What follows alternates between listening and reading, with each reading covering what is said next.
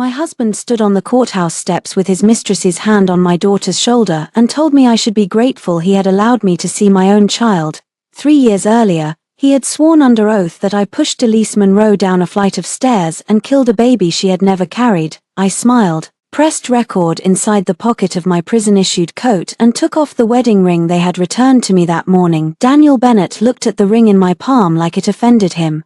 "Maya, do not make this ugly," he said. "You just got out, you are in no position to fight me." My daughter Lily stood half hidden behind Elise's cream-colored coat. She was 7 now, she had been 4 when they took her from me. Her hair was longer, her face was thinner, she had Daniel's eyes, but the fear in them was something he had planted. Elise bent down and whispered loud enough for me to hear, "Remember what we talked about, sweetheart, we do not go near unsafe people." I felt the words hit me harder than any prison door. Unsafe, that was what they had turned me into. Not mother, not wife, not the woman who had stayed awake through Lily's fevers and Daniel's late nights and every unpaid bill in the first years of our marriage. Unsafe.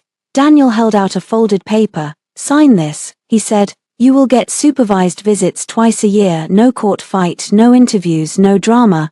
I looked at the paper, then at the daughter who no longer knew whether she was allowed to love me. For 3 years I had survived by writing down every date, every contradiction, every name, every lie. For 3 years, Daniel believed prison had broken me. He was wrong. I slipped the ring into the envelope with his agreement and handed it back. "No," I said, "this time we do it in court." The morning I walked out of Bedford Women's Correctional Facility, the sky looked too large. For 3 years, my world had been metal doors, count times, gray walls, and women who learned to sleep with one eye open. Outside, everything had color. The grass near the parking lot was too green, the air smelled like rain, gasoline, and someone else's coffee. A guard handed me a clear plastic bag with my name written on it. "Maya Bennett," she said, "sign here." Inside the bag were the clothes I had worn to court 3 years ago, my driver's license, a cracked phone with no battery, $14, and my wedding ring. The ring looked smaller than I remembered. I did not put it on. I signed my name with a pen chained to the counter. My hand did not shake. I had trained it not to. In prison, if your hand shook, people noticed. If your voice cracked, people heard weakness. I had spent 3 years learning how to carry pain without letting it spill. "Someone here for you?" the guard asked. "No," I said. That was not true. Someone was waiting for me. Daniel always liked an audience. He stood beyond the gate in a charcoal coat, his hair cut perfectly, his jaw clean-shaven, his posture calm enough to be photographed. Beside him stood Elise Monroe, the woman whose lie had taken my name, my freedom, and my child, and between them stood Lily. My daughter was 7. She wore a lavender cardigan and white sneakers. I knew the cardigan was new because Lily used to hate buttons. She used to say they pinched her chest. She used to ask for soft hoodies with animals on them. I took one step toward her. Lily took one step back. Elise placed a delicate hand on Lily's shoulder. My lungs closed. Daniel noticed. Of course he noticed. He had always been good at watching me hurt. "Maya," he said, as if we were meeting after a long business trip instead of after 3 years of prison, "you look well." I almost laughed. Prison had taken 22 pounds from me, several teeth from women I knew, and 3 birthdays from my daughter. But Daniel had always preferred polite lies. "I want to speak to Lily," I said. Lily stared at my shoes. Elise smiled with her mouth, not her eyes.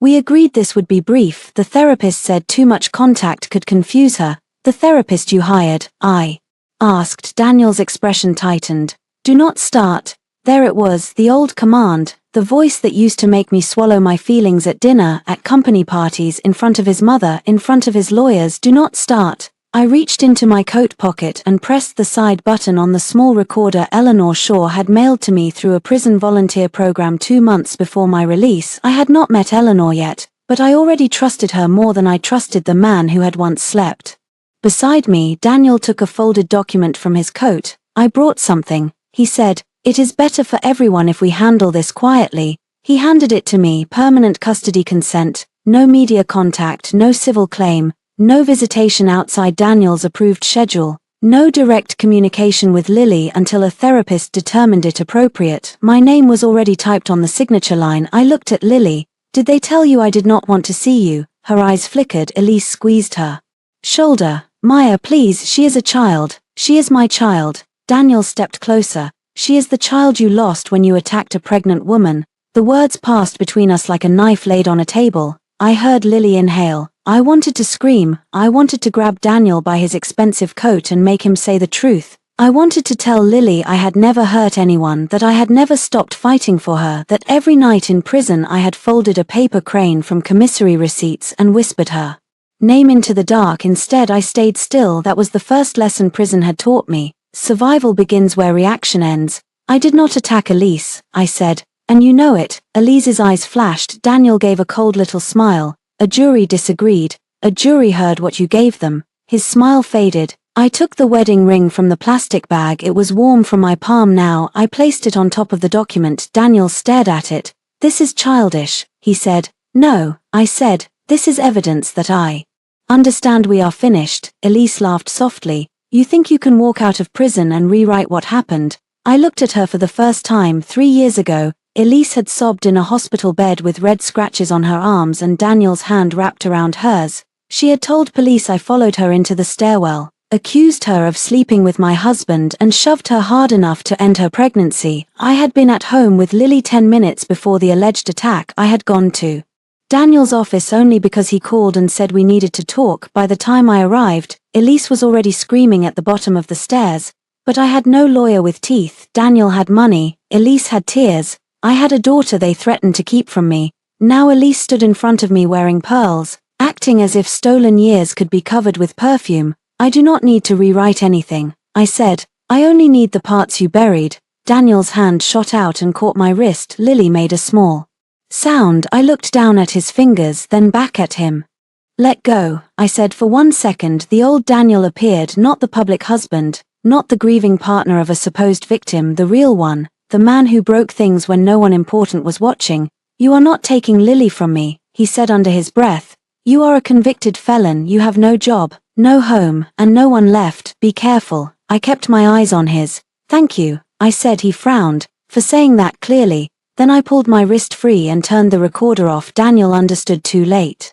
His face changed by inches. Elise saw it and looked from him to me. I folded the unsigned agreement, slid it into my bag and crouched a few feet away from Lily, not too close. I would not force her body to choose before her mind was ready. Hi, Bug, I said softly. Her lower lip trembled. No one had called her that in 3 years. Daniel said, Lily, get in the car. Lily did not move. Elise bent down quickly. Sweetheart, remember, your mother is not well. My daughter flinched at the word mother. I stood.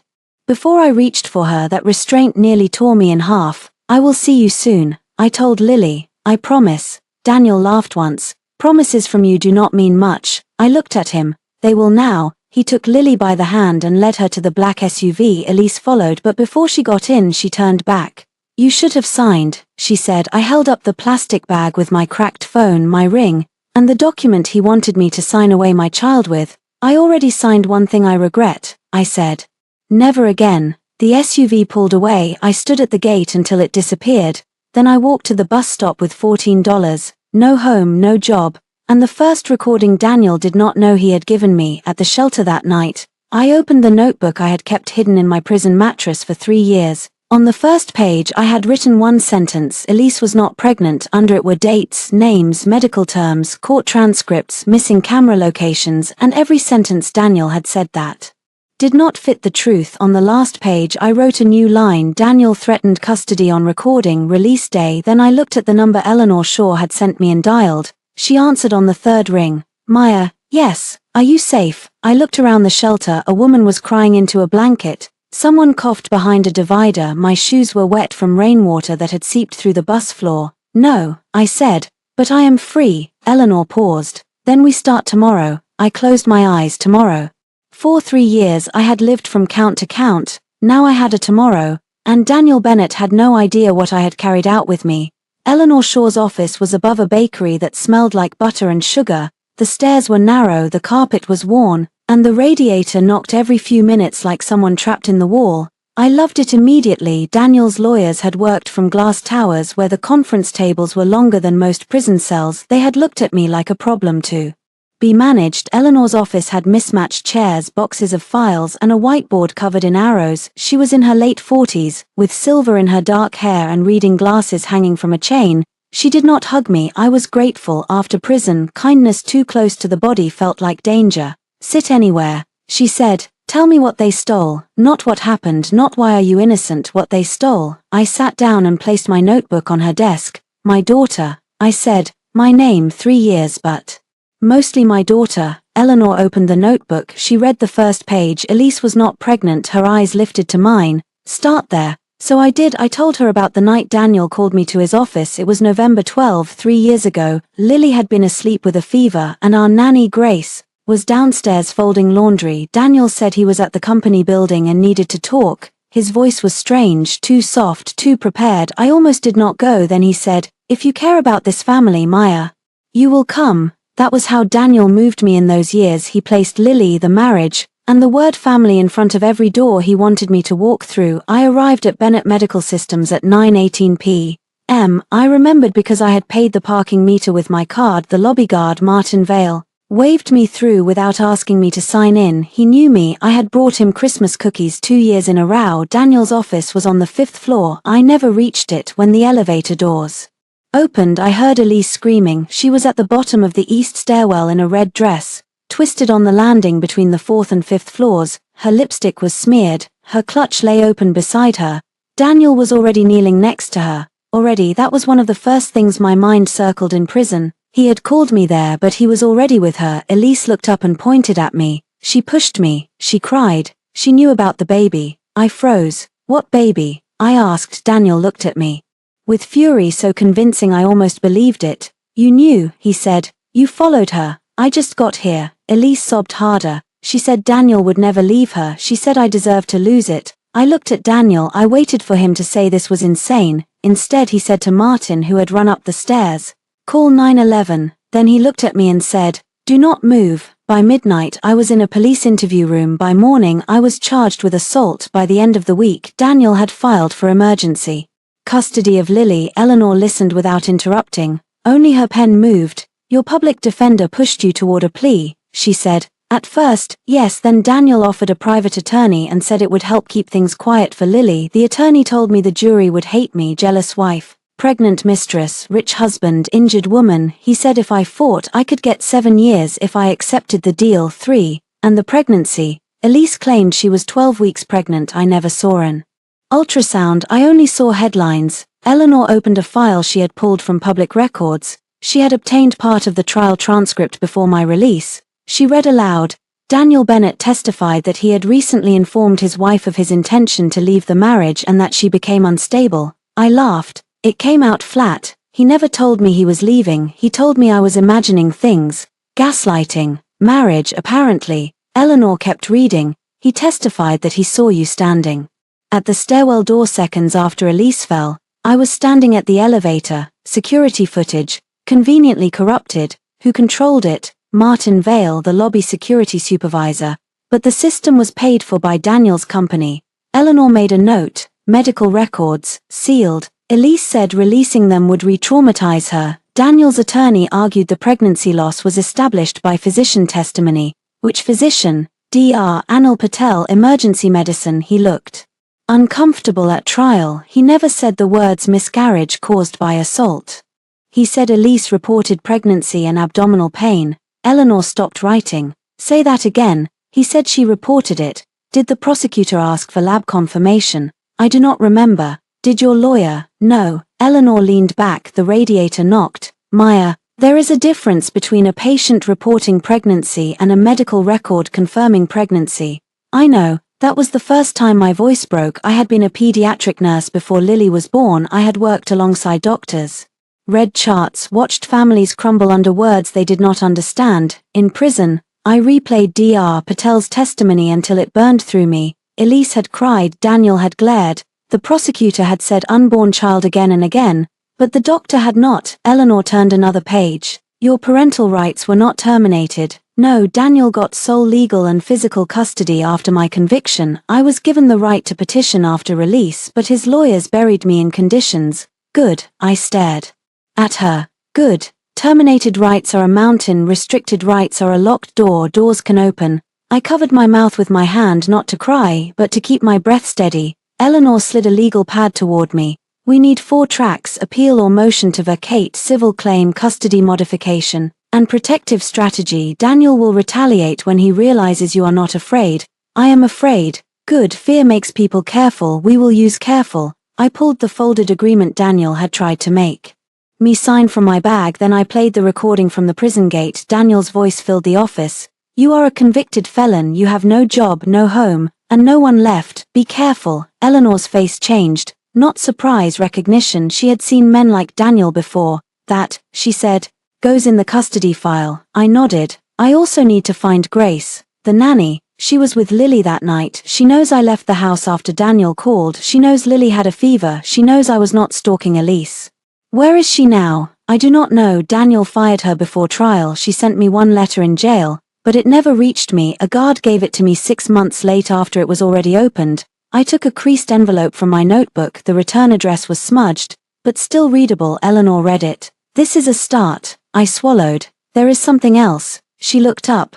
We had a baby monitor system in the house, audio and video. Daniel installed it when Lily was born because he was paranoid about safety. It backed up to an old account. I do not know if it still exists. What would it have recorded? The living room, the nursery, maybe the hallway. On the night of the incident, maybe. Grace once told me Daniel and Elise came to the house before the trial while I was in county holding. She said they argued near Lily's room. I do not know if she meant that night or after. Eleanor wrote baby monitor backup in capital letters. Do you have access? Not yet. Can Daniel see if you try? Maybe. Then we wait. We do not poke a system until we know what we are waking up. I almost smiled. For 3 years, I had been told to be quiet, remorseful, grateful, compliant. Eleanor was telling me to be strategic. Before I left, she gave me a list: housing letter, employment plan, therapy appointment, custody, safe communication only, no direct confrontation, no social media. Daniel will try to make you look unstable, she said. Do not give him anything messy when we can give the court something clean. I want Lily back. I know. No, you do not understand. I do not want revenge first. I do not want money first. I do not want Daniel's public image first. I want my child to know I did not abandon her. Eleanor's voice softened. Then everything we do has to prove 2 things. You are innocent and you are safe. Safe. The word Elise had used like a weapon. I stood. Then I will become the safest person in the room. Outside, the bakery downstairs was closing. A little girl pressed her face to the glass display and pointed at cupcakes while her mother laughed. The sound nearly split me open. I walked 3 blocks before I let myself stop. Then my phone buzzed, a message from an unknown number. Stay away from Lily. You already ruined one child. There was no name. There did not need to be. Elise had always preferred perfume over fingerprints. I took a screenshot, forwarded it to Eleanor, and saved it in a folder named Evidence. Then I typed nothing back. That was the second lesson prison had taught me: silence is not surrender when you are building a case. The visitation center was painted in colors chosen by someone who had never been afraid: yellow walls, blue chairs, a rug with cartoon animals, plastic bins filled with blocks and dolls.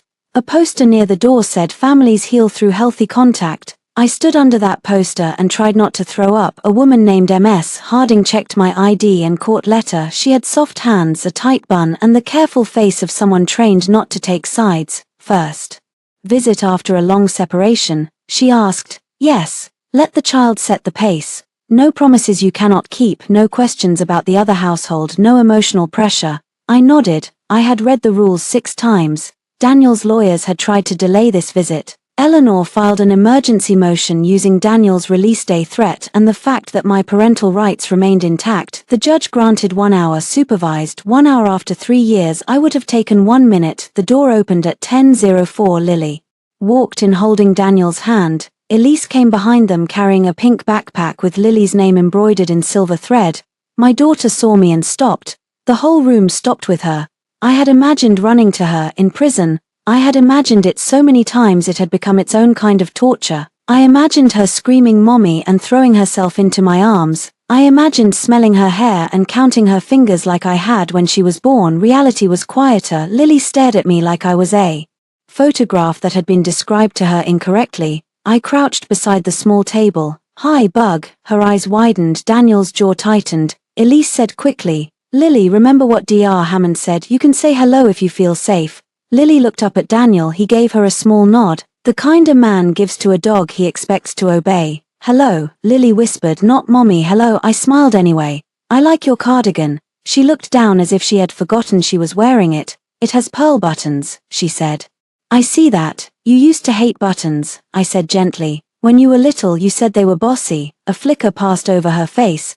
Buttons cannot be bossy. You were very sure they could. Ms. Harding made a note. Daniel folded his arms. Elise placed the backpack on a chair. We brought her comfort items. Comfort items meant a stuffed rabbit, a water bottle and a framed photo of Lily, Daniel, and Elise at the beach. Elise set the photo on the table between us. A message. Lily picked up the rabbit. His name is Mr. Peaches, she said. I smiled. It used to be Sir Peachington. Her mouth opened slightly. Daniel said, children change names. I did not look at him. Lily can name him anything she wants. Lily sat slowly. I sat across from her, keeping my hands visible on the table. Ms. Harding said, you may draw, read, or talk. I pulled a small box of crayons from my bag. Daniel moved forward. What is that? Ms. Harding held up a hand. All items were inspected. I opened the box. Inside were crayons and a folded piece of paper. Lily watched me unfold it. It was a drawing I had made in prison, not of bars, not of sadness, of a purple dragon sitting on a stack of pancakes. Lily blinked. You remembered Pancake Dragon. My chest hurt. You made him up when you were 3. I thought I dreamed him. No, he was real in our kitchen. I slid the paper toward her. She touched the corner like it might disappear. Elise's smile thinned. That is sweet, but we try not to confuse her with old material. Old material my motherhood had been reduced to old material. Ms. Harding looked at Elise. Only the child and visiting parent interact during the session unless there is a safety concern.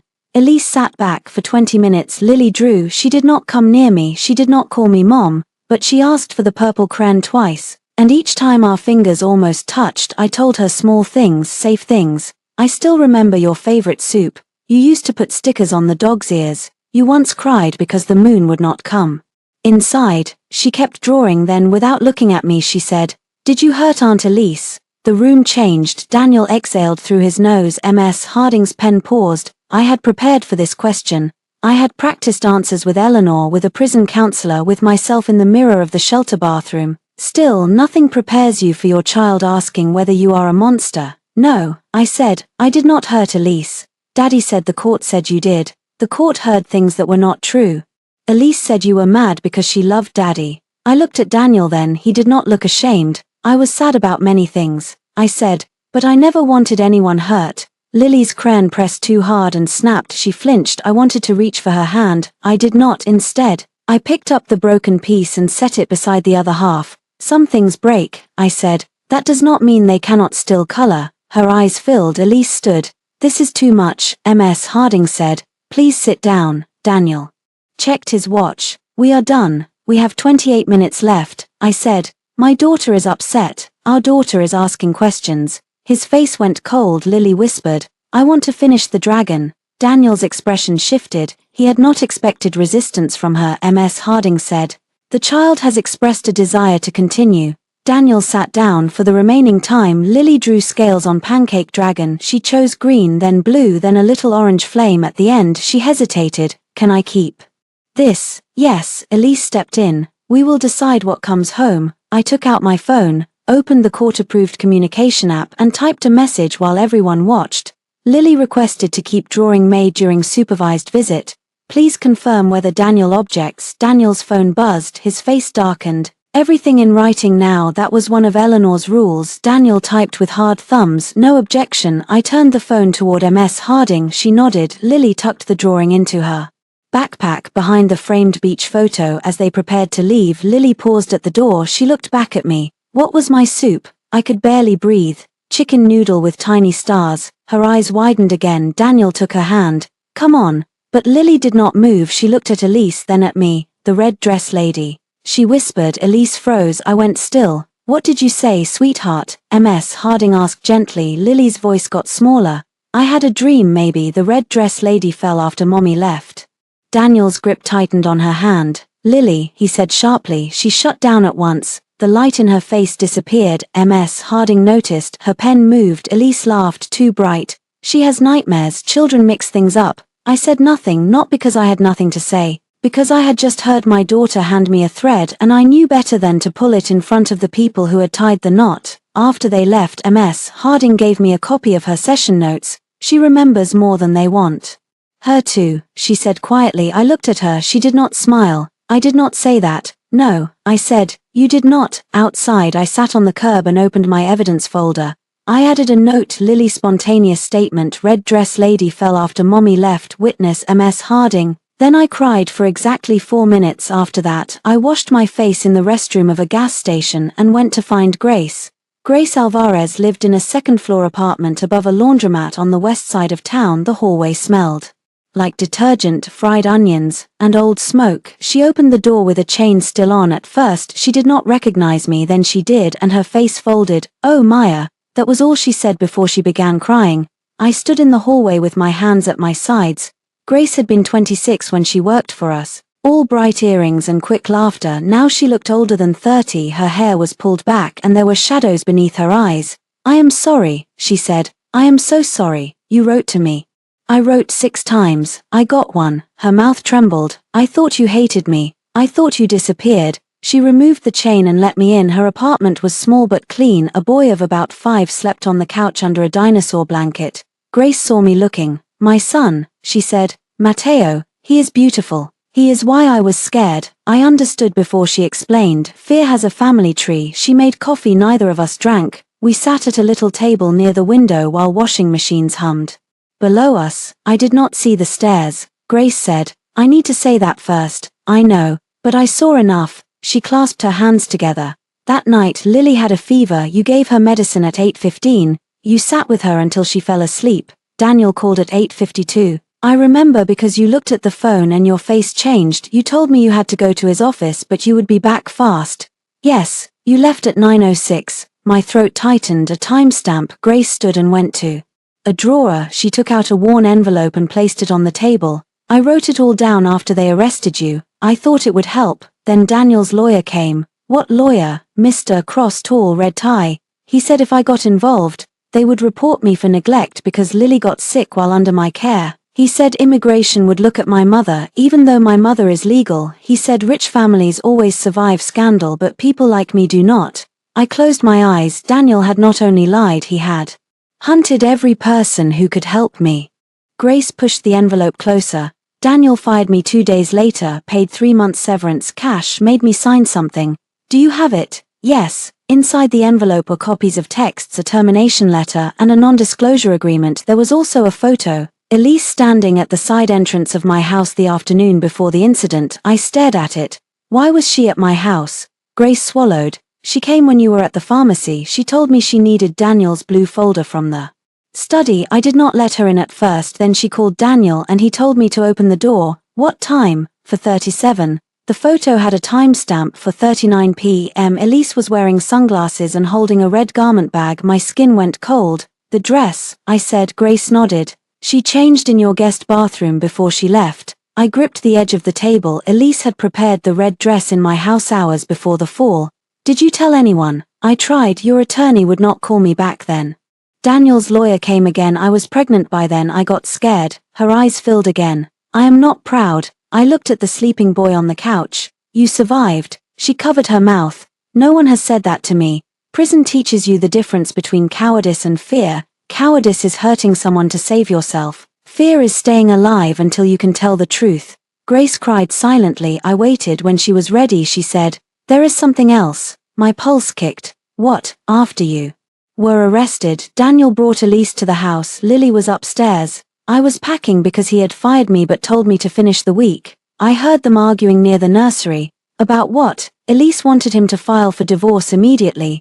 Daniel said it would look too convenient, she said. And I remember this exactly. "I did not roll down those stairs for you to keep wearing a ring." The room tilted. Grace wiped her eyes. I froze. Then Daniel said, "Keep your voice down. The monitor is on." The baby monitor. I could hear my own heartbeat. Was it recording? I do not know, but Daniel looked scared for 1 second. Then he went into the nursery and unplugged it. "Did he take the device?" "No, he threw it in a box in the garage later. I saw it when I took out trash." "Which garage?" "Your old house. The one his mother lives in now. I think they use it for storage." Daniel's mother, Margaret, had moved into our old house after my conviction. She called it protecting Lily's stability. Really, she wanted to erase me room by room. "Grace," I said, "would you testify?" She looked toward her son. I did not push. "I know what I am asking." "No," she said. "You do not." She stood and walked to the window. Below us, someone loaded wet clothes into a dryer. After your trial, I watched Daniel on television talk about protecting victims. I watched Elise hold Lily at a charity walk. I watched people call you a monster. Every time I thought, say something, then I thought of Matteo. She turned back. I still think of him. But now I think of Lily too. She took a breath. Yes, I will testify. I did not hug her, I wanted to. Instead, I reached across the table and took her hand. Thank you. On the bus back, I sent photos of the documents to Eleanor. Her reply came fast. This is strong. Do not contact Daniel. We move through court. A second message followed, and Maya, breathe. I tried. At the shelter, I lay on my narrow bed and stared at the ceiling. Women whispered around me. Someone laughed in the bathroom. A siren passed outside.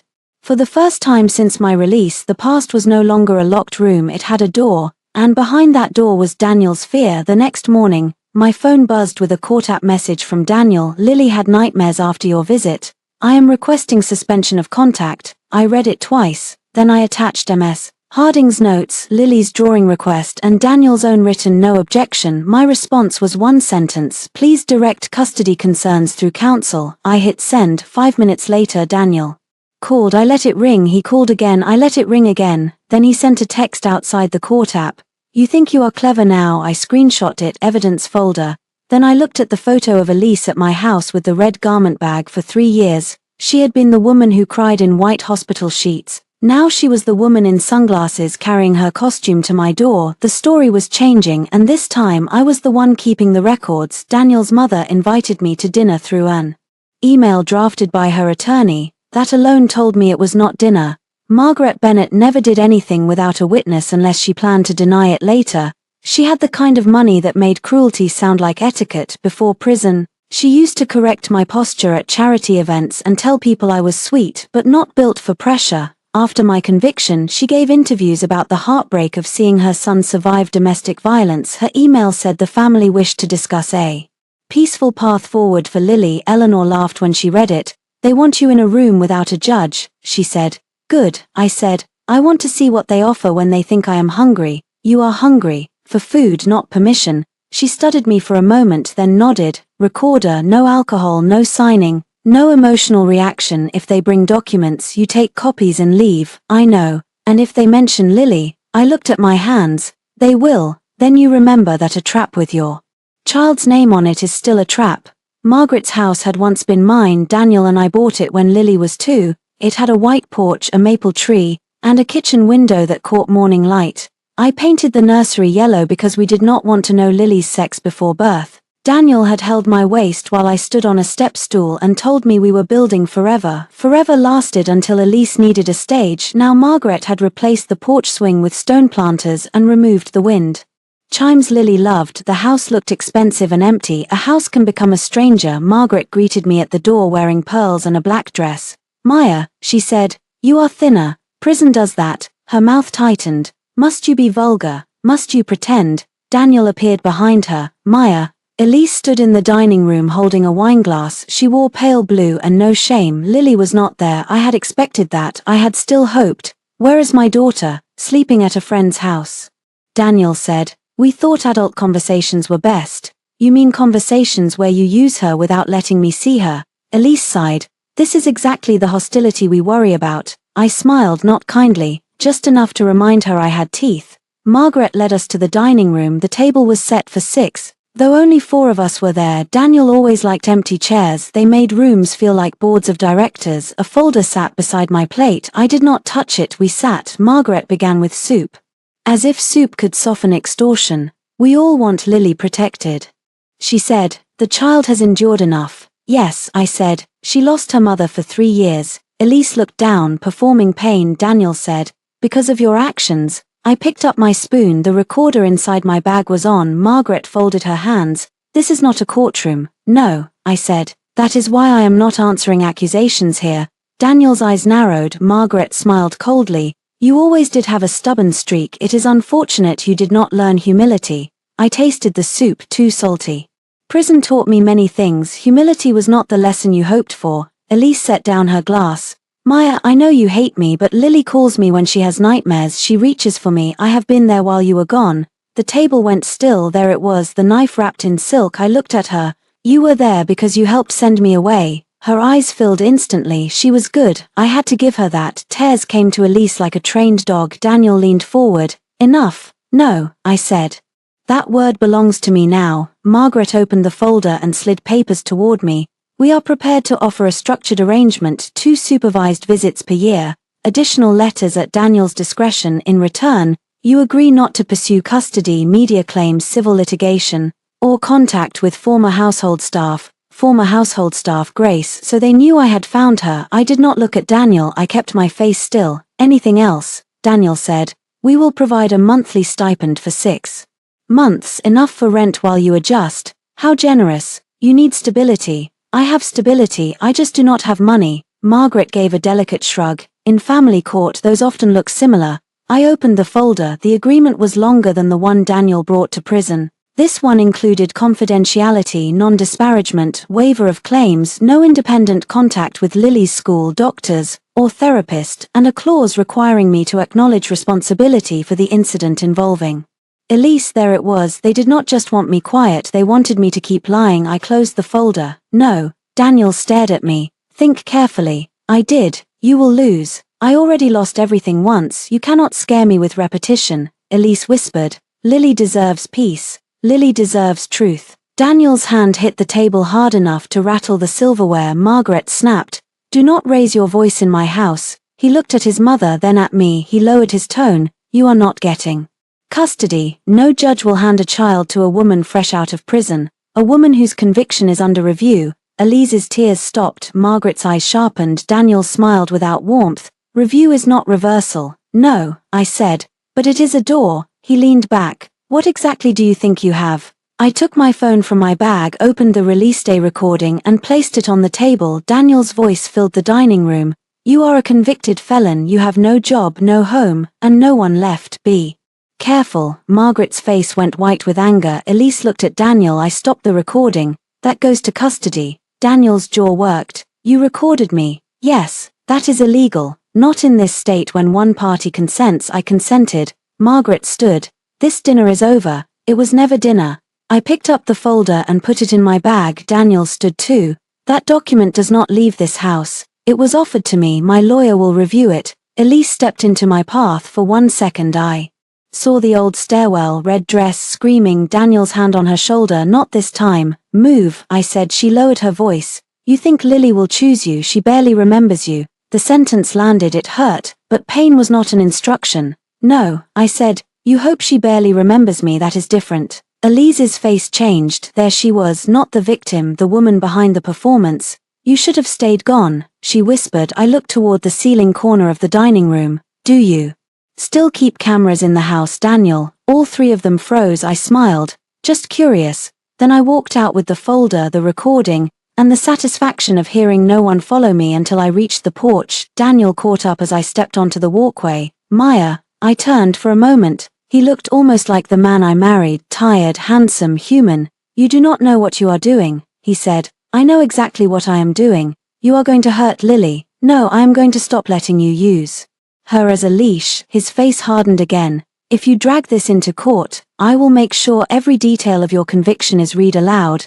I will make sure Lily hears what you did. What I did? I asked. He said nothing. What I did was love you longer than you deserved. That is over. I walked away. At the bus stop, my phone buzzed. Eleanor, do you have the agreement? Yes, good. Clause 12 is witness intimidation dressed as custody language. This helps. I looked back at the house through the dining room window. I could see Daniel and Elise arguing. Margaret stood between them, one hand pressed to her forehead. For years, they had sat at tables and decided my life without me. Now every table had a record, every threat had a timestamp, every lie had a name, and somewhere in that house, maybe in a box, maybe behind a locked garage door, was the baby monitor Daniel had been afraid of. Hospitals have a sound most people do not notice until they have lost something inside one. Soft shoes, distant wheels, machines breathing. 4 people, elevator chimes, families whispering around bad news. I used to belong in that sound. Before Daniel, before Elise, before prison, I had been Nurse Maya Whitman in pediatric recovery. The woman who could calm a screaming toddler after surgery and explain discharge instructions to exhausted parents without making them feel stupid. When I walked back into St. Agnes Medical Center with Eleanor beside me, I felt two versions of myself pass each other in the hallway. One had a badge and steady hands. The other had a criminal record under review and a folder full of lies. Stay close, Eleanor said. I know hospitals, not as a patient in a legal case. Fair, we had obtained a court order for Elise's emergency records from the night of the alleged assault. Her attorneys fought it. They argued privacy, trauma, relevance, dignity. Eleanor argued that a conviction built partly on a claimed pregnancy loss could not hide the medical basis for that claim. The judge agreed. Daniel did not. He sent 3 emails through counsel within an hour. Then Elise filed a victim impact statement saying I was re-traumatizing her. Eleanor printed it, highlighted one line, and slid it to me. Maya Bennett continues to deny the life she took from me. Life, Eleanor said. That word is doing legal work. We are going to find out if the chart supports it. The medical records department gave us a secure room and a digital file. Eleanor opened her laptop. I sat beside her, hands clasped tight under the table. The first pages were intake notes. Patient reports fall down stairs. Patient reports abdominal pain. Patient states approximately 12 weeks pregnant. Reports states, I leaned closer, vital signs stable, no significant external bleeding, mild bruising left forearm, no fracture. Then labs, quantitative HCG negative. I stopped breathing. Eleanor saw it too. Say what that means, she said. No active pregnancy. I whispered. Could there have been a recent loss? Not at 12 weeks with a negative quantitative HCG that night, not like she claimed. Eleanor scrolled. Ultrasound. No intrauterine pregnancy visualized, no retained products, no findings consistent with miscarriage. I pressed my fingers to my mouth. The room went blurry. For 3 years, I had known, not because I had proof, but because the story had never felt medically real. Elise's timeline was wrong. Her symptoms were wrong. Her performance was too clean. Now the record said it. No pregnancy, no miscarriage, no baby. The baby Daniel mourned in court had been a weapon. Eleanor printed the pages. Do not cry yet, she said softly. We need the chain. She was right. The record also showed something else. A social work note had been amended 2 days after the ER visit. Original language. Patient reports possible pregnancy. Amended language. Patient grieving pregnancy loss after assault. The amendment was requested by outside counsel. Eleanor's expression turned deadly calm. Outside counsel for whom? We found the answer 3 pages later. Cross, Whitman and Vale LLP, Daniel's attorneys, my former attorneys too, the same firm he had said would help me. They represented both sides. I asked. Not officially, Eleanor said, but they touched everything. The door opened and Dr. Anil Patel stepped in. He was older than I remembered. His beard had more grey. He looked at me then away. Maya, he said. Dr. Patel. Eleanor stood. Thank you for agreeing to meet. I am not sure I agreed. The subpoena was persuasive. His honesty almost made me like him. He sat across from us. His hands were clasped too tightly. Eleanor asked clean questions. Did Elise state she was pregnant? Yes. Did the ER confirm pregnancy? No. Did any test confirm miscarriage? No. Did he testify at my trial? Yes. Did he ever use the phrase miscarriage caused by assault as a medical conclusion? No. Then why did the prosecutor and media describe it that way? Eleanor asked. Dr. Patel rubbed his forehead. Because the patient reported it, because Mr. Bennett's attorneys were aggressive, because the hospital foundation had just accepted a major donation from Bennett Medical Systems.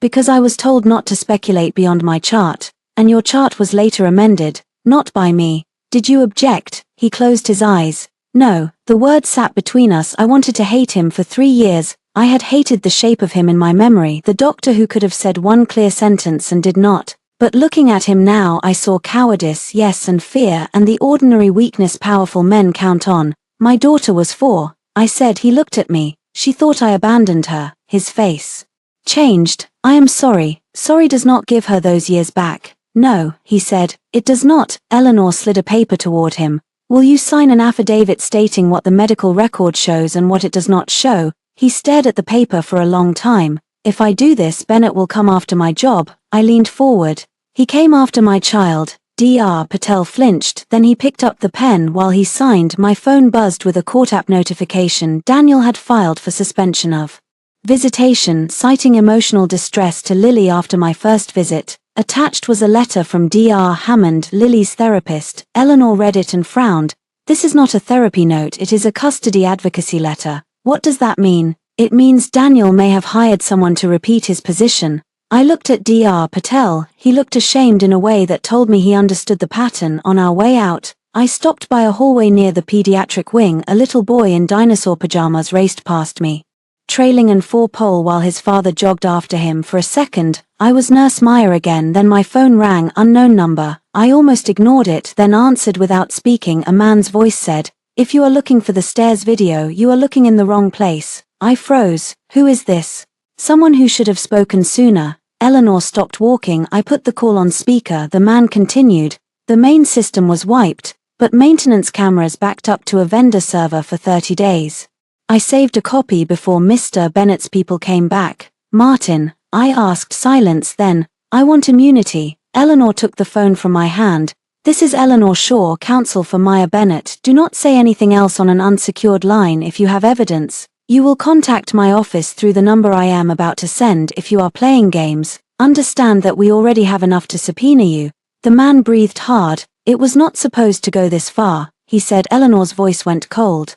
People say that after it has gone exactly as far as they allowed. He hung up. I stood in the hospital hallway, medical records in my bag, a doctor's affidavit in Eleanor's hand, and the name Martin burning through my mind. 3 years ago, Daniel had said the cameras were broken. Now the broken things were speaking. Lily's school recital was called Songs of Spring. I learned about it from the court app, not from Daniel. He had failed to list me as a parent contact, failed to share the school calendar, and failed to provide teacher information despite the judge's order. Eleanor filed a notice. Daniel's attorney replied that it was an oversight. Daniel had many oversights, they all benefited him. The school auditorium smelled like floor polish and construction paper. Paper flowers lined the walls. Children in pastel shirts ran between rows while parents held phones high and whispered threats about sitting still.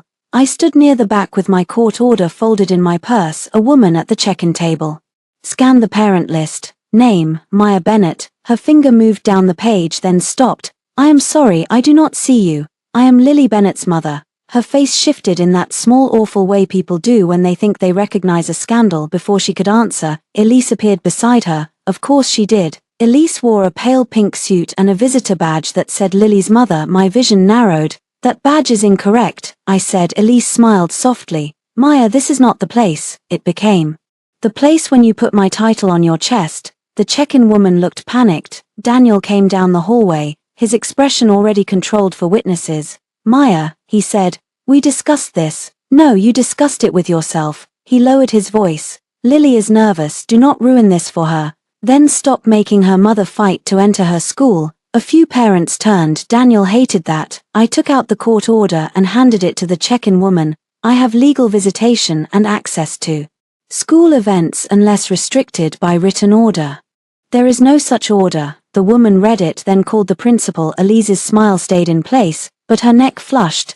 Children need consistency, she said. They also need honesty. Daniel stepped closer. You keep using that word like it will change the past. No, I said, evidence changes the past. Honesty changes what comes next. His eyes sharpened. What evidence? I smiled, not enough to reveal anything, just enough to make him wonder. The principal arrived, a serious woman named Mrs. Keller. She read the order, looked at me, then at Daniel. Mrs. Bennett may attend, Elise said. For Lily's emotional safety, I really think, Mrs. Keller interrupted. We will follow the court order. I took a visitor badge. It said Maya Bennett, not inmate, not defendant, not unsafe, just my name. Inside the auditorium, Daniel and Elise sat in the second row beside Margaret. There was an empty seat at the end, clearly meant to be denied to me without looking obvious. I sat in the third row behind Lily's class. When Lily walked on stage, she wore a yellow dress and white tights. Her hair was tied with a ribbon. She scanned the crowd, saw Daniel, saw Elise, then saw me. Her mouth opened.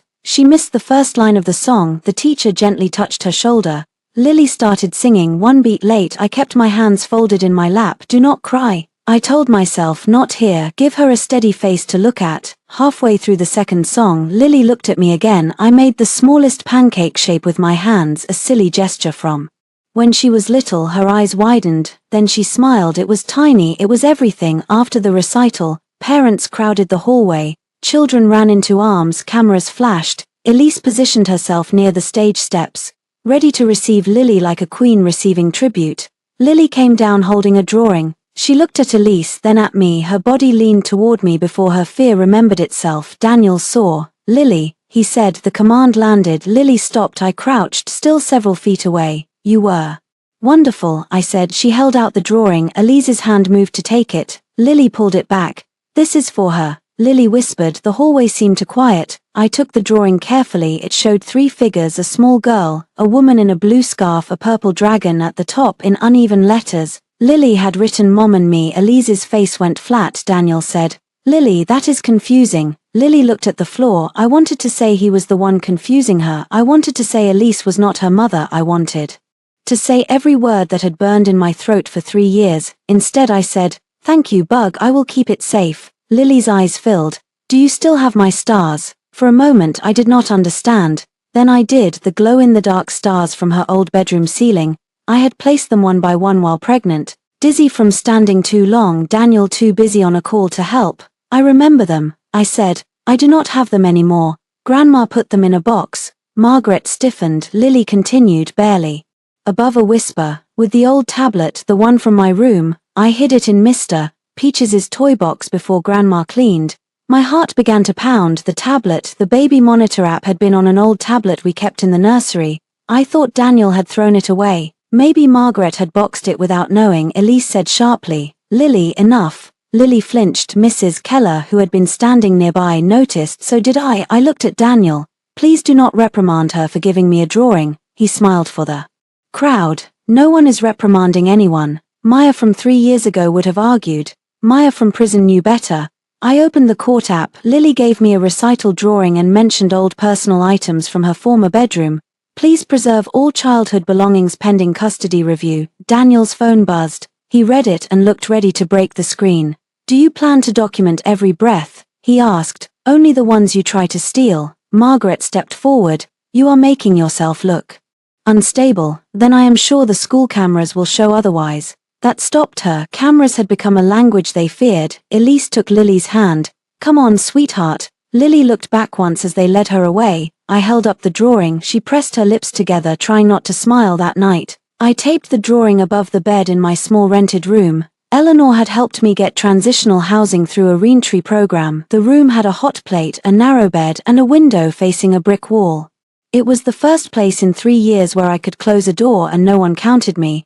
I photographed Lily's drawing and sent it to Eleanor. Her reply came a minute later. We need that tablet. I looked at the drawing again. Mom and me. For 3 years Daniel and Elise had tried to bury me under a story. But children remember in pictures before they remember in words, and Lily had just drawn me back into the frame. I did not break into my old house. I wanted to. That is the honest truth. I stood across the street from the white porch and imagined walking up the steps, pushing past Margaret, and tearing open every box until I found Lily's tablet, the glow-in-the-dark stars, and whatever remained of my life. But wanting is not a legal strategy. Eleanor filed a motion instead. Preservation and production of the child's personal belongings, including electronic devices formerly used in the nursery. Based on Lily's statement and pending custody litigation, Daniel's attorneys called it invasive. Eleanor called it evidence preservation. The judge ordered Daniel to produce Lily's boxed childhood items for inspection at a neutral location. Daniel arrived at the storage facility wearing the expression of a man forced to carry his own trash.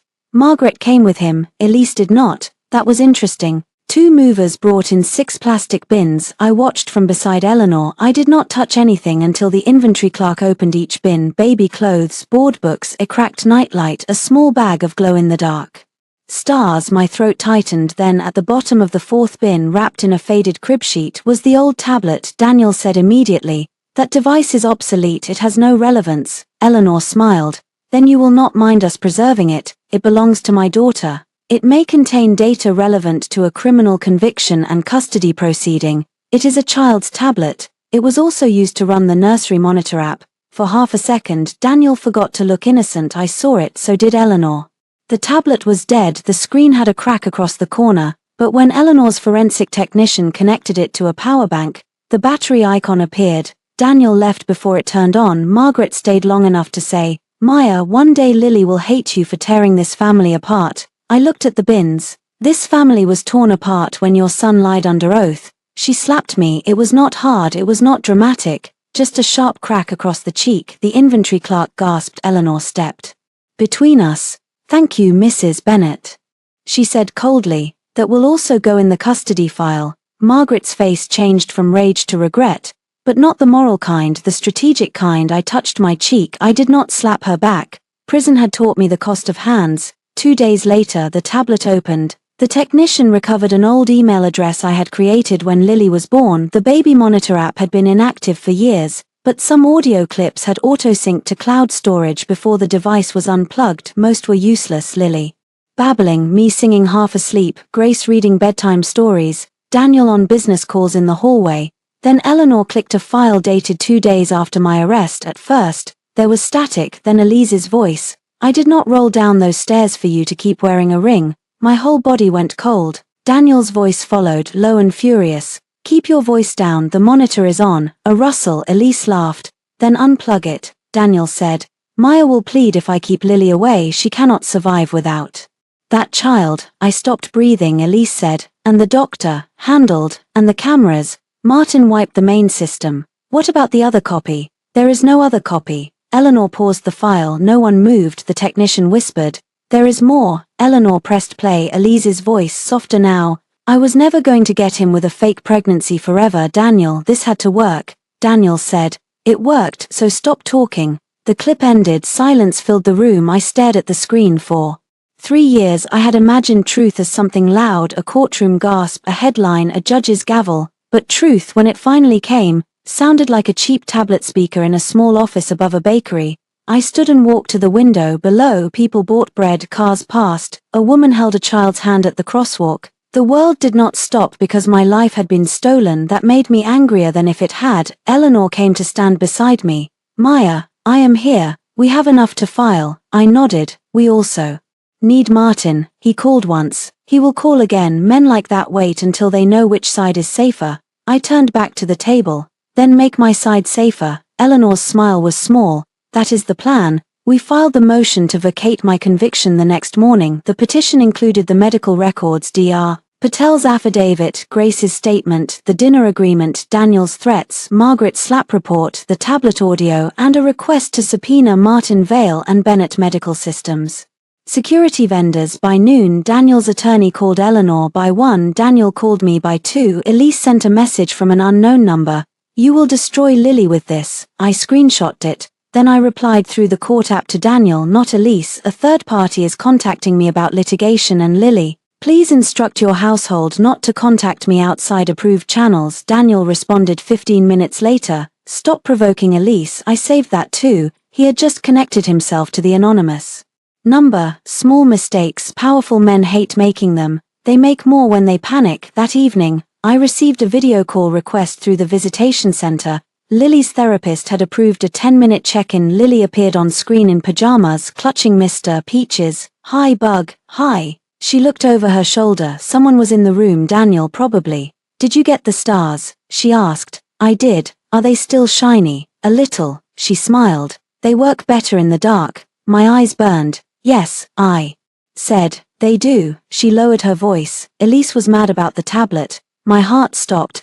Did she say something to you? Lily looked off screen again. No, okay. I did not push. Her fingers tightened around the rabbit. Mom, it was the first time she had called me that without correcting herself. I kept my face calm by sheer force. Yes, if someone says they are sorry after they lie, does the lie go away? I closed my eyes for 1 second. No, sweetheart, the lie does not go away, but telling the truth can help clean up what the lie broke. She thought about that, then she whispered. I think I remember screaming. The call ended before I could answer. Daniel had cut it. I sat in the dark with the glow-in-the-dark stars on my desk. Lily was right. Some things work better in the dark, but dawn was coming. Daniel built his public image the way some men build fences, high, polished, and meant to keep people from seeing what happened inside. The Bennett Foundation's annual gala was held at the Grand Meridian Hotel, all marble floors, white flowers, and donors whose watches cost more than my first car. That year, the theme was Voices for the Vulnerable.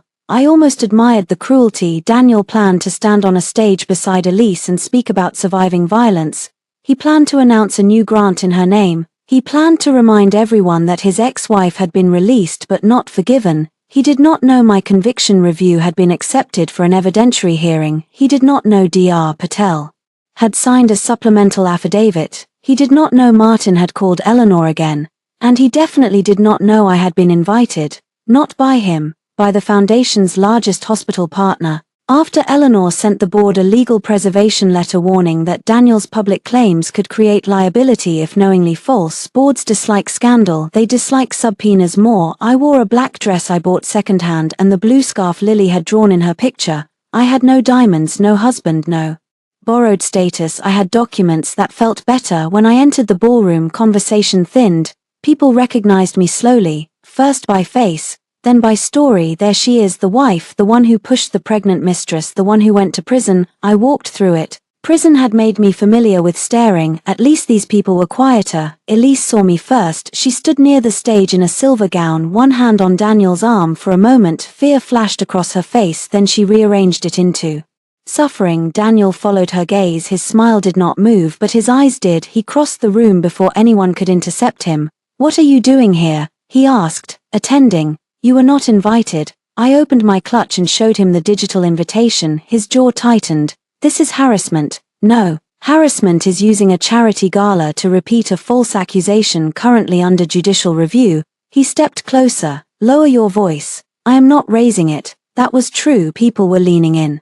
Because Daniel looked angry, not because I was loud. Elise joined us. "Maya, please do not make tonight about you." I looked at her silver gown, her soft curls, the tiny diamond cross at her throat.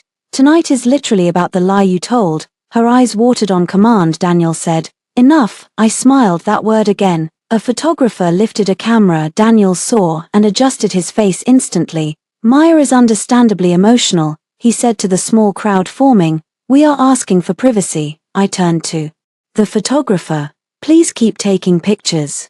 Daniel's head snapped toward me. I handed him an envelope. "What is this?" "Notice of evidentiary hearing, preservation notice for foundation materials, copy for your board chair." His fingers tightened on the envelope. Elise whispered, "Daniel." Behind us, a man in a navy tuxedo approached. I recognized him from foundation photos. "Warren Blake, board chair." "Maya Bennett," he said. "Yes, I am Warren Blake, MS. Shaw forwarded materials to our counsel." Daniel turned sharply. "Warren, this is not the time."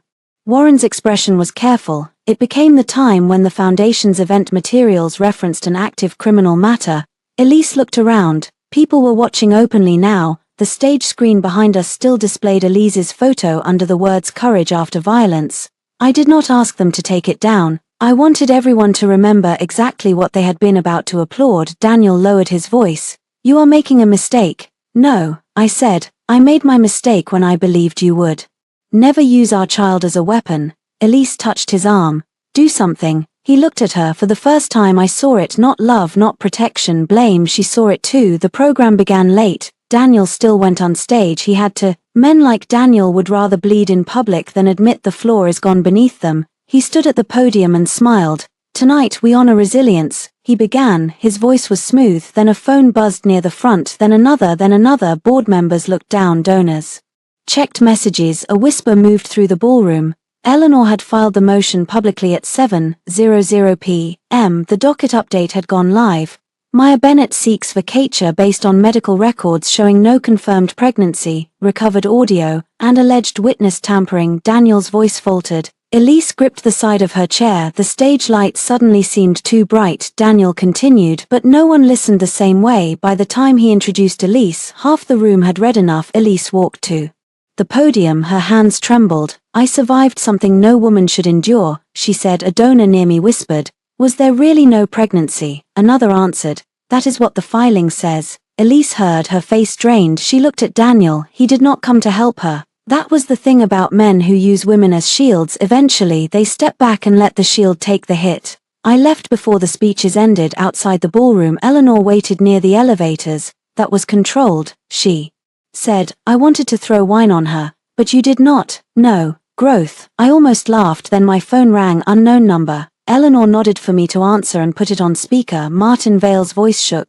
"I saw the filing." "Yes," Eleanor said. "I have the video." "Where?" "Not over the phone." Eleanor took out a pen. "Name the place." He gave us an address, a 24-hour diner near the highway. "I want protection," he said. You want a proffer agreement, Eleanor replied. You also want a lawyer.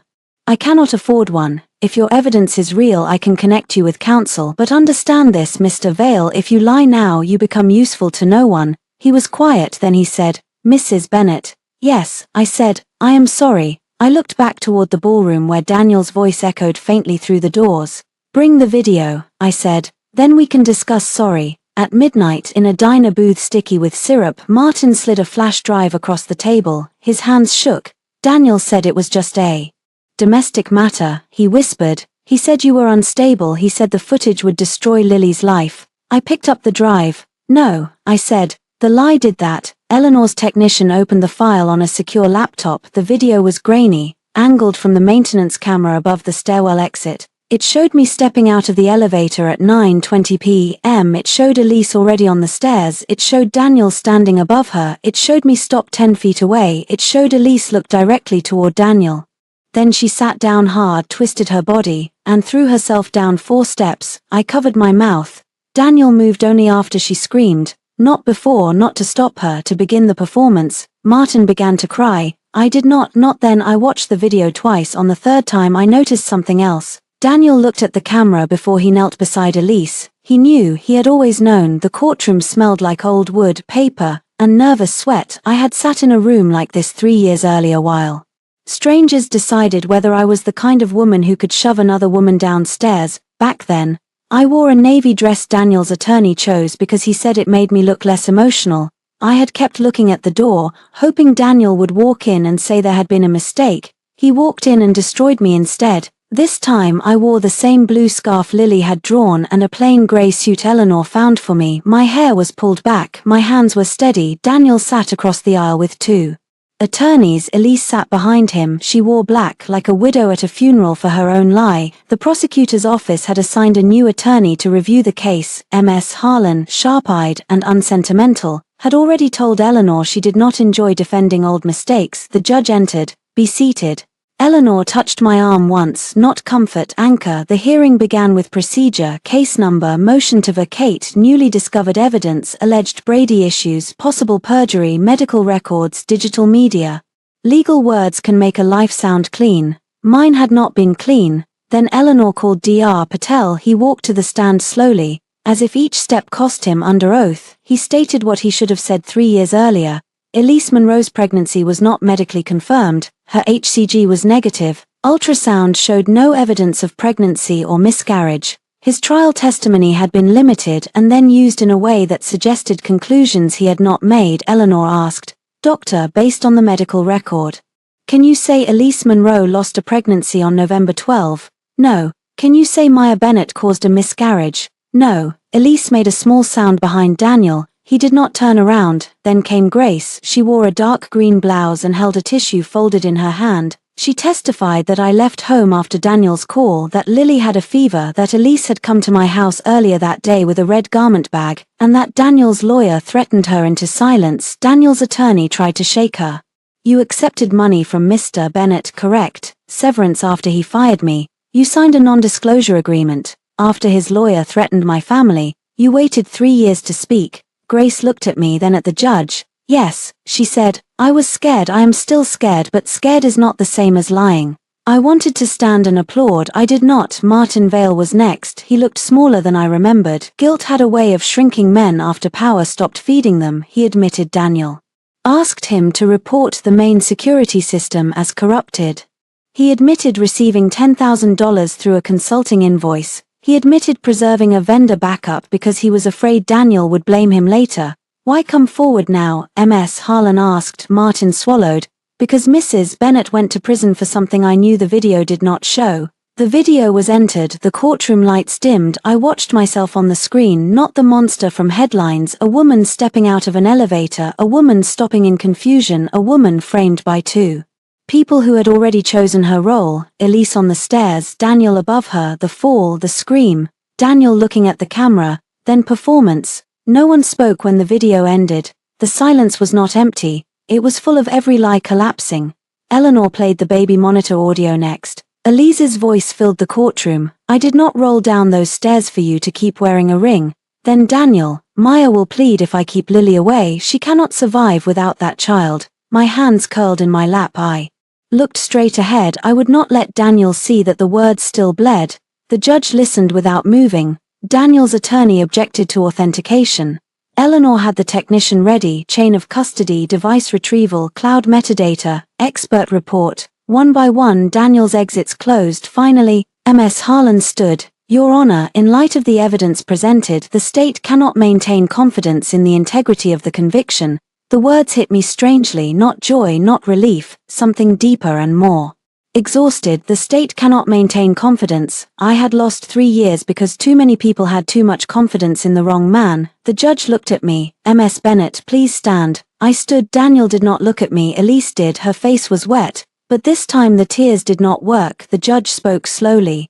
Based on the record before this court, the conviction is vacated. The charges are dismissed pending further review by the state. Ms. Bennett is released from all criminal penalties related to this matter. The gavel came down. A sound can be small and still split a life in two. Eleanor gripped my hand. I did not cry. Reporters outside the courtroom shouted questions. Maya, did your husband frame you? Are you seeking custody? Do you have a statement? Eleanor began to guide me through them, but I stopped. Daniel stepped out behind us. Cameras turned. Elise tried to shield her face. I faced the microphones. My daughter was 4 years old when I was taken from her. I said, today the court recognized that the conviction used to justify that separation cannot stand. My focus is Lily. I will not try this case in the press. I will handle it in court, where evidence matters. A reporter asked, do you have anything to say to Daniel Bennett? I turned. Daniel stood 10 feet away. For years, I had dreamed of this moment. I thought I would want to curse him. I thought I would want him to kneel. I thought I would need him to admit what he had done. I did not. No, I said, he has heard enough from me. Then I walked away. Behind me another reporter shouted, Mr. Bennett, did you know Elise Monroe was not pregnant? Daniel said nothing. Elise said, Daniel, tell them. But Daniel kept walking. He left her at the courthouse steps. It was the first honest thing I had seen him do. Family court did not feel like victory. It felt like a room where everyone spoke gently because the damage had already been done. Lily sat in a separate waiting area with her court-appointed therapist, Dr. Miriam Cole. She had met with Lily 4 times after my conviction was vacated. Not Daniel's therapist, not mine, the court's. Daniel fought that too. He fought everything. He argued Lily needed continuity. He argued I was recently incarcerated, unemployed for years, emotionally fragile, and motivated by revenge. He submitted photos of his home, school records, a letter from Elise describing herself as a stable maternal figure, and a parenting plan that gave me gradual visits over 5 years. 5 years, he had stolen 3 and wanted 5 more. My plan was shorter, truth first, safety always, no lies in the child's home. I had a job offer from a pediatric clinic willing to rehire me after my license review cleared. I had transitional housing approved for a larger unit if custody changed. I had therapy records. I had parenting classes completed in prison, and after release, I had supervised visitation notes showing Lily engaged positively with me. Most of all, I had the court order vacating the conviction Daniel had used as a cage. The judge, Honorable Rebecca Lang, reviewed the files with a face that revealed nothing. Daniel testified first. He wore navy. He always wore navy when he wanted to look trustworthy.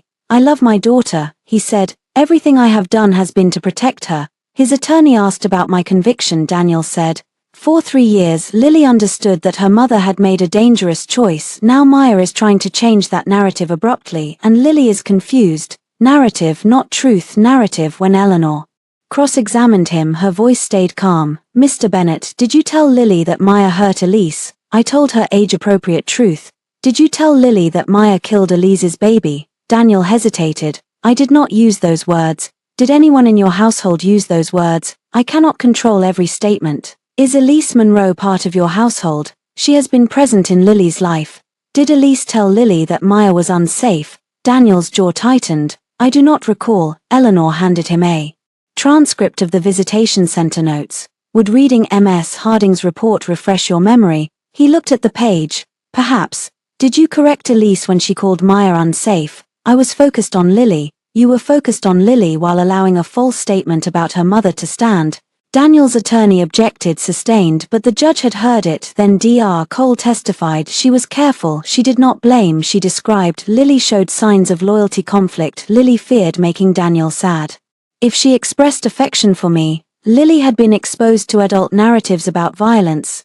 Lily demonstrated strong positive memory responses to sensory details from early childhood with me. Lily had drawn repeated pictures of two homes, one labeled quiet and one labeled watching. My heart cracked. Eleanor asked, "Does Lily understand the recent court ruling?" At a child's level, Dr. Cole said, "She understands that adults said her mother did something and now a judge has said those adults were wrong." "Does Lily want contact with Maya?" "Yes." "Does Lily want to live with Maya?" Daniel sat forward. Dr. Cole looked at the judge. "Lily has expressed that she wants to spend more time with her mother and feels afraid to say that in her father's home." Daniel's face went pale. His attorney stood. "Your Honor, we object to hearsay," Judge Lang said. "The therapist may testify as to clinical observations and the child's expressed preferences in this context."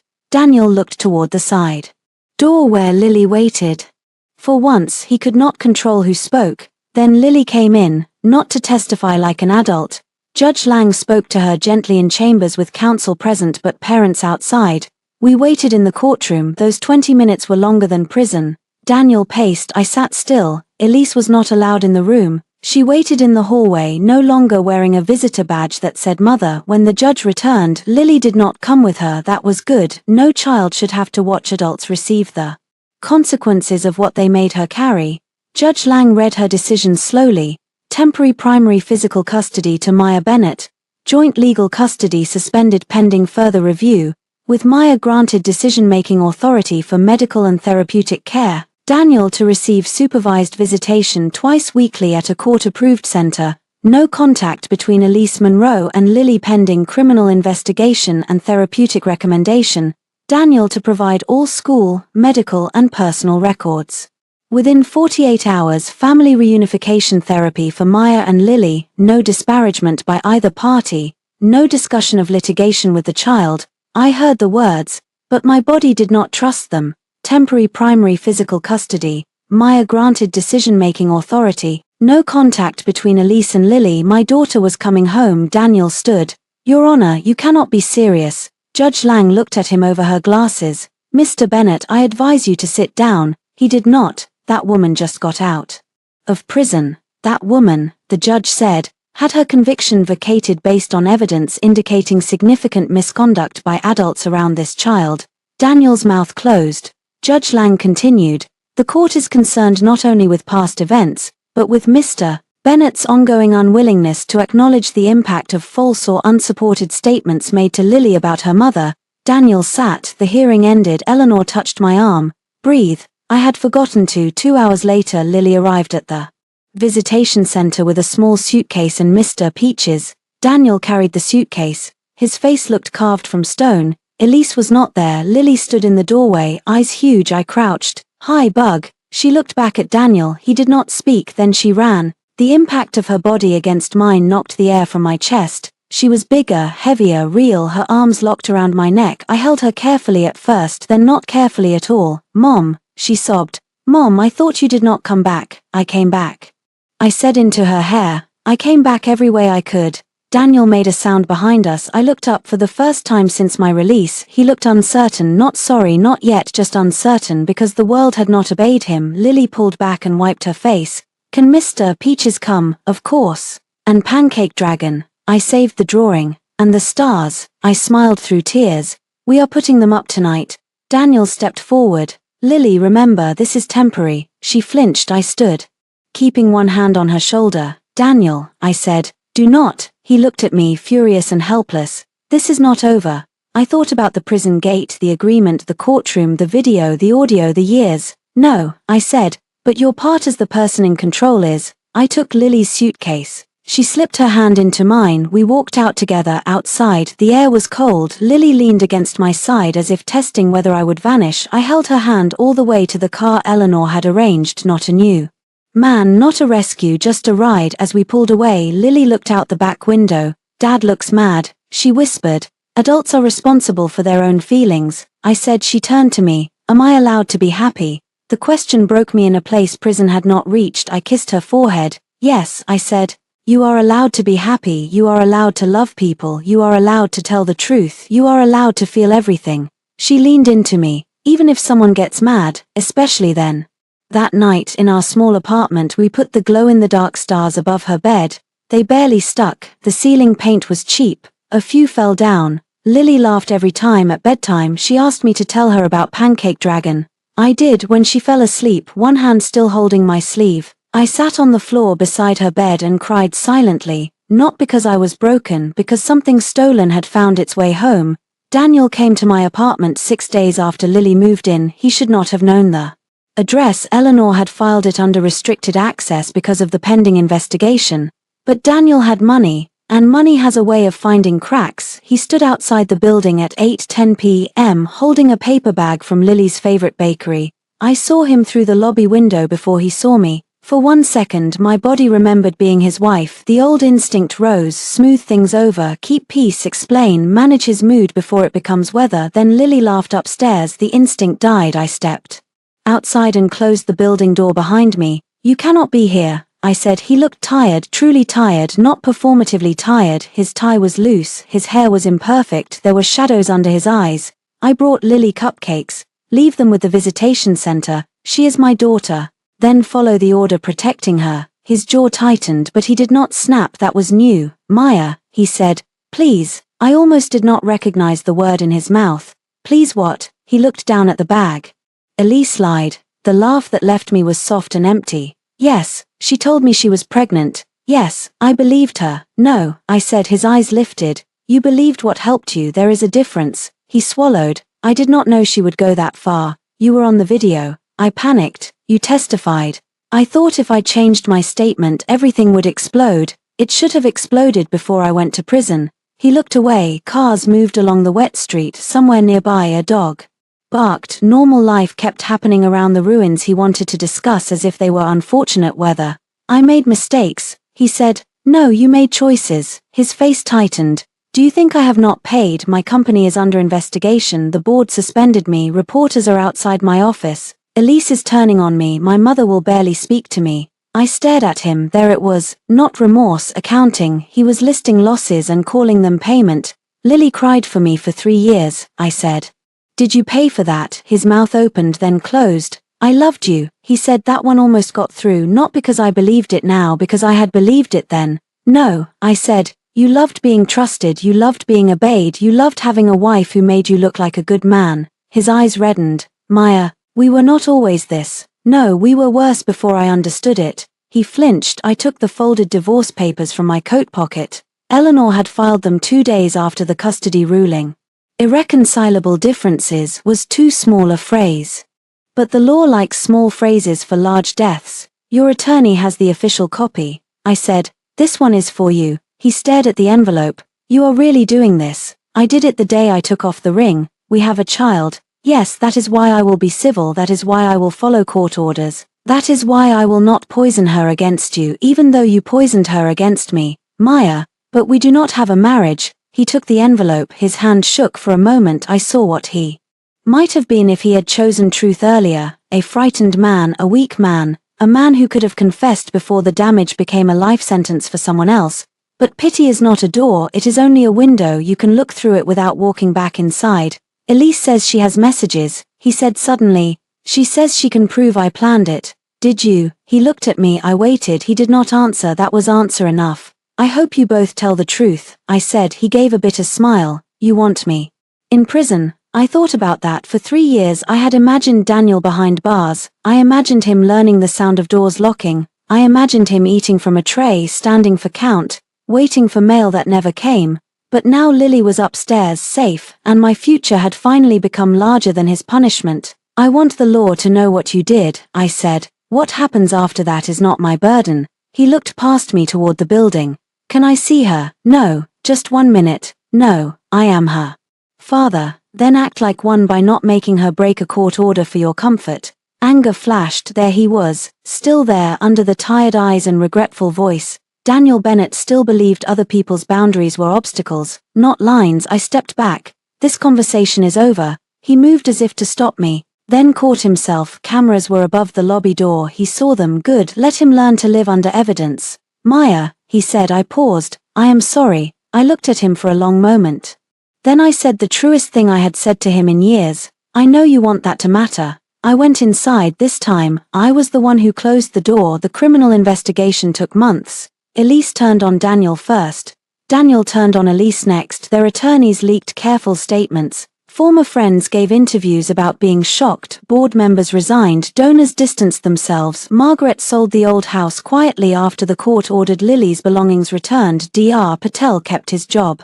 After cooperating fully with the investigation, Martin accepted a plea deal for evidence tampering.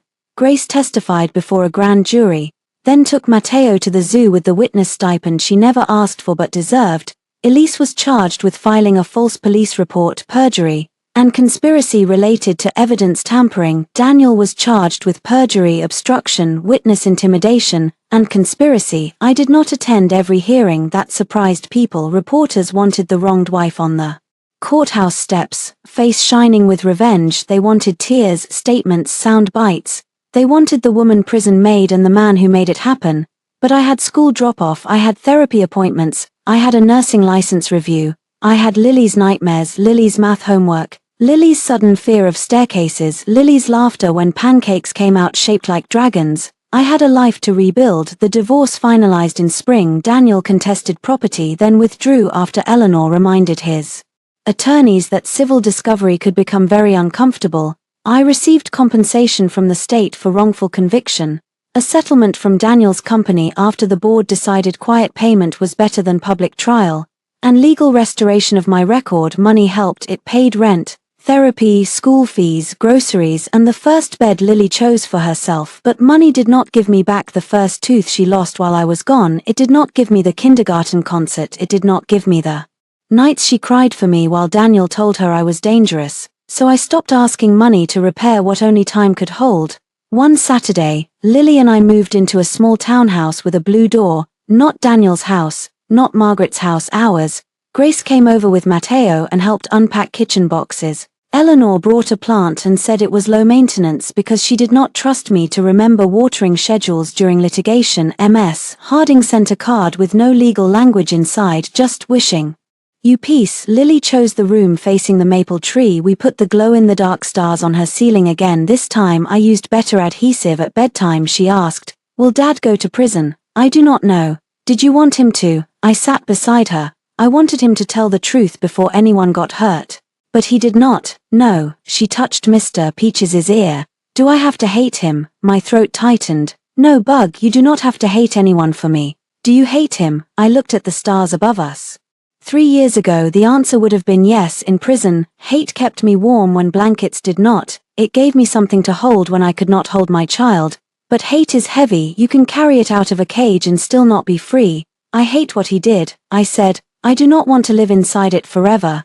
Lily thought about that. "Can we live inside here instead?" I smiled. "Yes." She fell asleep with the blue scarf tucked beside her pillow. I went downstairs and found the last unopened box. Inside was the plastic bag from prison, the cracked phone, the old ID, the wedding ring. I took the ring out. For a long time, I had thought I would sell it, then I thought I would throw it into a river, then I thought I might keep it as proof that the woman who wore it had survived. In the end, I placed it in a small envelope and wrote one sentence on the front. This was never the source of my worth. I put it in a drawer with legal papers and closed it. Outside, the maple tree moved in the wind. My phone buzzed. A message from Eleanor. Daniel accepted a plea. I read the sentence twice, then another message came. Elise too. I sat down at the kitchen table. There was no explosion in my chest, no bright firework of victory, just a quiet, steady release. The system that had once swallowed my truth had finally been forced to name it. A few minutes later, Lily called from upstairs.